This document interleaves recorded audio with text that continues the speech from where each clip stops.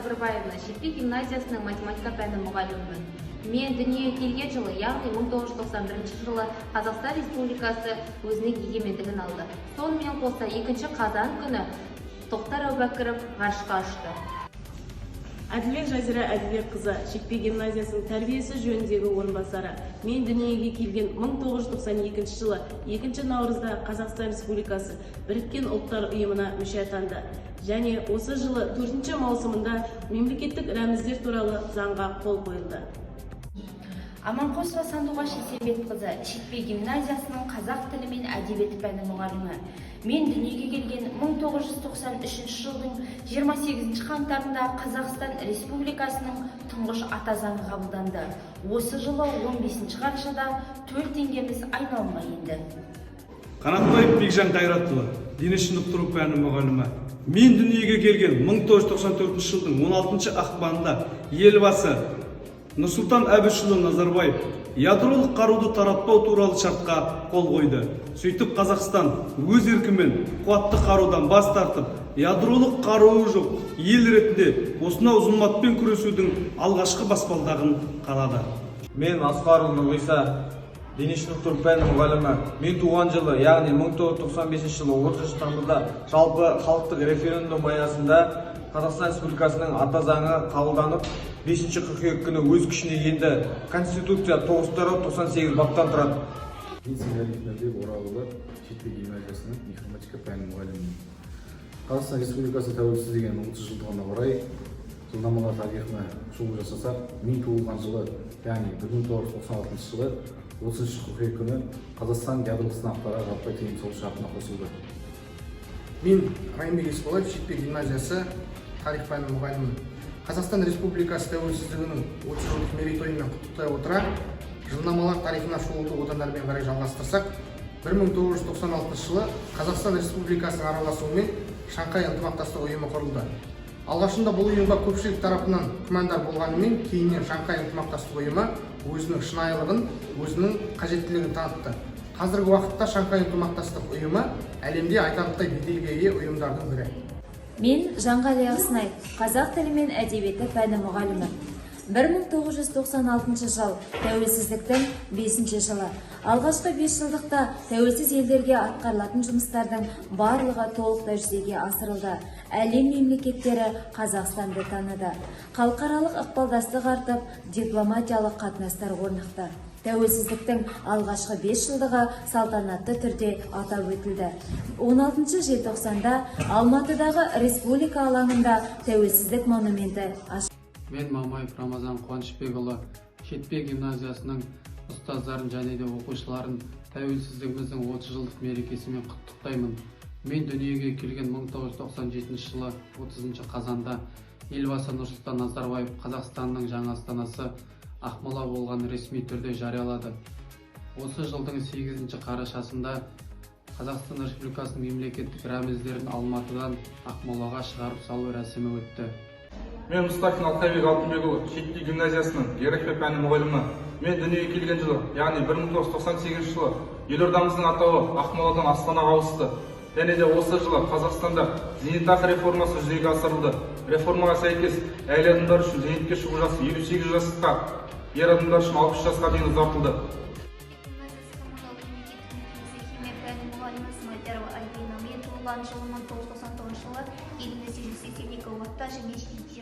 Интернет қайта қалпына келтірілді.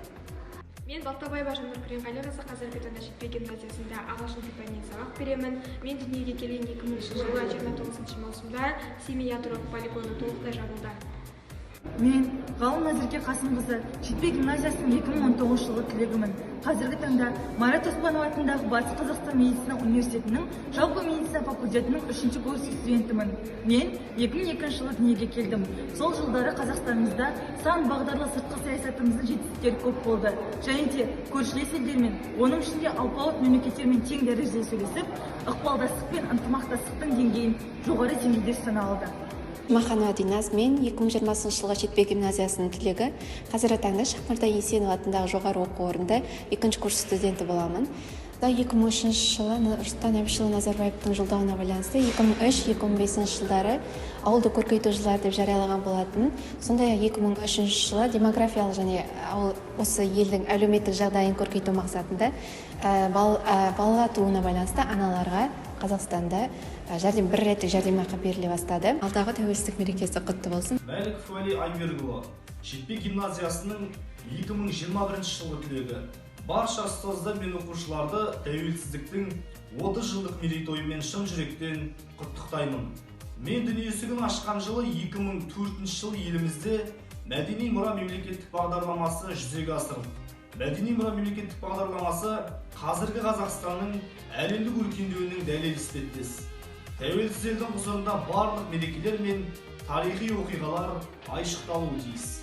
Менің аты-жөнім Қадырбекова Мадина. Мен Жетпе гимназиясының 11 сынып оқушысымын. Мен туылған 2005 жылы Конституция шеңберінде президент сайлауы өтіп, ел өз басшысын таңдады. Сайлауда 91% дауыспен Нұрсұлтан Әбішұлы Назарбаев халық сеніміне ие болды. Мен Жетпе гимназиясының 10 сынып оқушысы Есенбек Қызылжайдары. Мен дүниеге келген 2006 жылдың қаңтарында мемлекетіміздің жаңа әнұраны қабылданды. Әнұран негізінен Жұмекен Нәжімеденовтың сөзіне жазылған композитор Шәмші Қалдаяқовтың «Менің Қазақстаным» әні алынды. Қолданыстағы әнұранның мәтінін еліміздің тұңғыш президенті Нұрсұлтан Назарбаевтың енгізген өзгерістерін парламент қабылдады. Әнұранның заңды авторларының бірі Нұрсұлтан Әбішұлы Назарбаев. Мен Достанлы Ринат, Жетпе гимназиясының 9 сынып оқушысымын. Мен дүниеге келген жылы, яғни 2007 жылы Қазақстан халқы үшін аса маңызды мәдени мұра бағдарламасының екінші кезеңі жүзеге асырыла бастады. Мен Жетпе гимназиясының 8 сынып оқушысы Мұхтар Жүл. 2008 жылы заңнамаға енген өзгерістер мен толықтырулардың негізінде жаңа мейрам 60 шілде Астана күні тарихқа енді. Сонымен қатар елордадағы қазақ елі монументі ашылды. Мен Жетпе гимназиясының 7 сынып оқушысы Қойбаған Нұрайна.